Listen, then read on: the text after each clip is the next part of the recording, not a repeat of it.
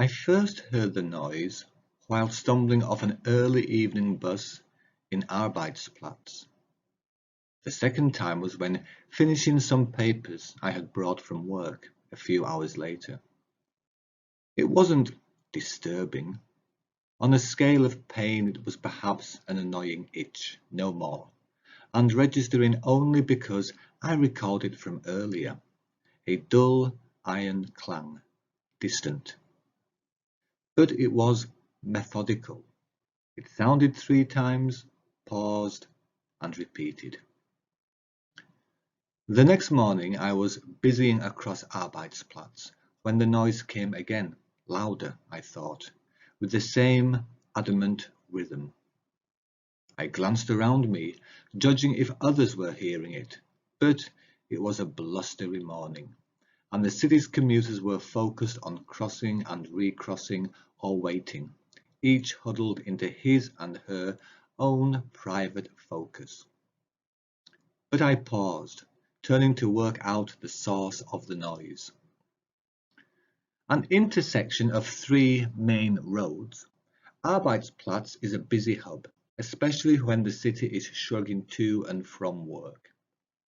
On 3 sides, tall buildings, residential and commercial, hog its edges, while on the fourth is a scrub of wasteland, which quickly gives way to a skeleton of low-rise flats and terraced house streets. From there, somewhere deep in that cage of bones, the noise came, a dull iron clang, distant. Work distracted me, detaining me well beyond the usual rush of commuters.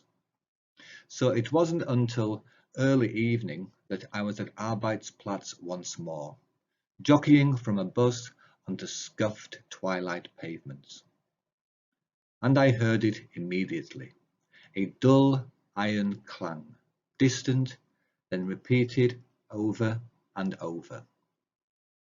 I looked up, across the square, away to the tight corner of wasteland, a huddle of flats and houses. A crane roared above, its yellow Meccano metal glinting menacingly. It was a part of town I did not know, a working-class district bypassed by middle-class commuters and developers, except for that crane, and the noise again and again. Instead of scurrying across the road to my connecting bus, I ducked into a bar, ordering a beer and a plate of cheap food from an October-faced waiter. I sat by a window and watched the remains of the commuters thin to stragglers, each one, regardless of age or gender, sharing the same brisk body language and stone face. They were going home, all of them, home to autumn entertainment of tea and TV, families maybe, short sentences, and sleep. And I was alone, out on the street again, my collar turned up against a wind that had curled in from nowhere. Alone, except for that noise, its dull industrial clang barging into my consciousness, dragging my attention and gaze across the quietening Arbeitsplatz, away from the tall buildings and still busy roads and streets, and instead to a run-down area of town where I had never walked or wished to. I skipped between some cars and headed across the bare scrub of wasteland, picking my way carefully between bags of rubbish, squares of old carpet, a few smashed crates. The sun was sinking, its last rays licking wearily between gaps in walls. The wind panted. Here the noise was louder, sharper, colder. I followed it. Evening was coming in, and as I walked I looked in at the lamp windows of residential blocks, to glimpse small snatches of lives. A middle-aged man smoking, a woman holding a pan, 2 kids arguing, Through one ground floor window I saw a dog, dark and lean.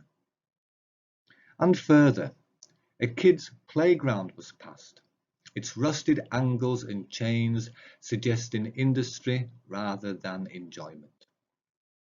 A few shops, mean things, were hurried by, as was a pub and a bus shelter. Then, turning a corner, the road split, and in the middle of its branches, behind a low wall with railings, stood a church. I slowed, eyeing the structure, registering no surprise to see its windows were boarded up, its notice board tatty. The noise beat again. 3 clangs, a pause. 3 clangs. It was a dull headache, but getting worse. I was amongst the terraced houses, my feet hurrying over large stone flags. It was cooler now, the wind keener. A woman bustled past, head down, a shopping bag at her side. Across the street, 2 young men watched me pass. Another corner, and the houses continued, 2-story dwellings with identical doors. A car slowed as it approached, its occupants, a man and a woman, stabbing me a stare. Through a gap in the houses, I saw the crane suddenly, the top of its metal sharp lit by the end of the sun. It was idle. I strolled through the gap, a clearing, and came out on another stretch of road, a street with a pavement and short trees planted at regular intervals, some with leaves. There were no houses here, but halfway along its stretch, which curved away into evening, was a small hut, a makeshift fence, and a small group of men.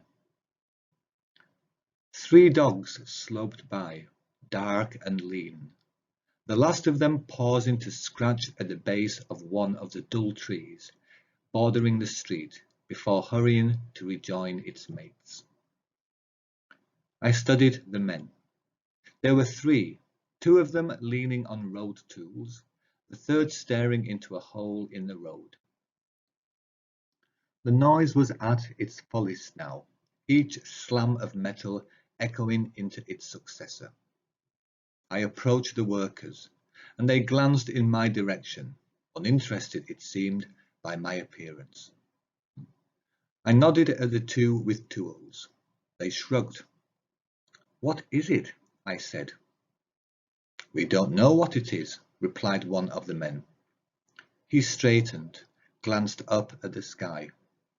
"We don't know what it is." I looked back. The town was surrendering to darkness. The streets I'd walked to arrive here were already indistinct. "We don't know what it is," repeated the man. He stood back, eyes beckoning me forward. Moving to the edge of the hole carefully, I looked into it. Again the noise, louder and frightening, and over all the crane, mighty and silent.